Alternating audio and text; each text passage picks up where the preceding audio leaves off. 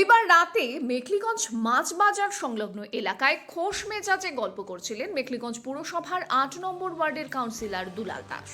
হঠাৎই তার কানে শুরু হয় তীব্র যন্ত্রণা।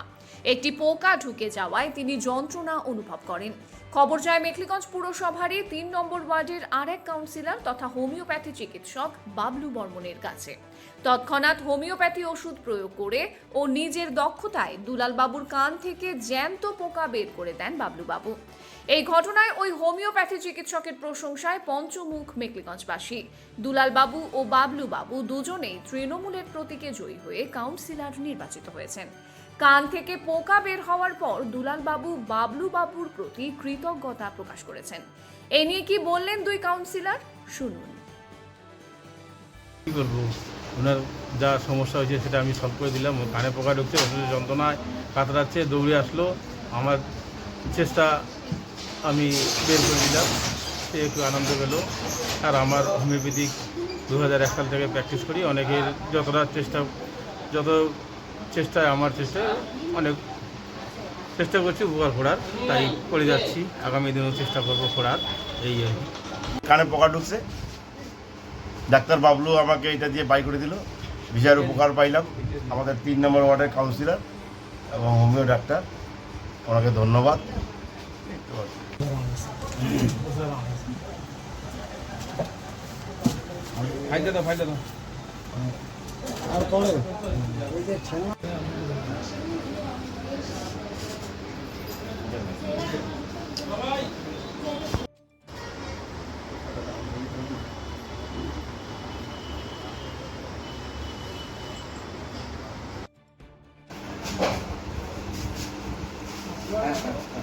বাবলুর কাছে হাঁটা ছবি আছে,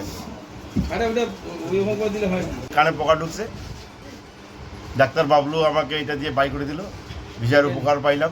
আমাদের 3 নম্বর ওয়ার্ডের কাউন্সিলর এবং হোমিও ডাক্তার, ওনাকে ধন্যবাদ।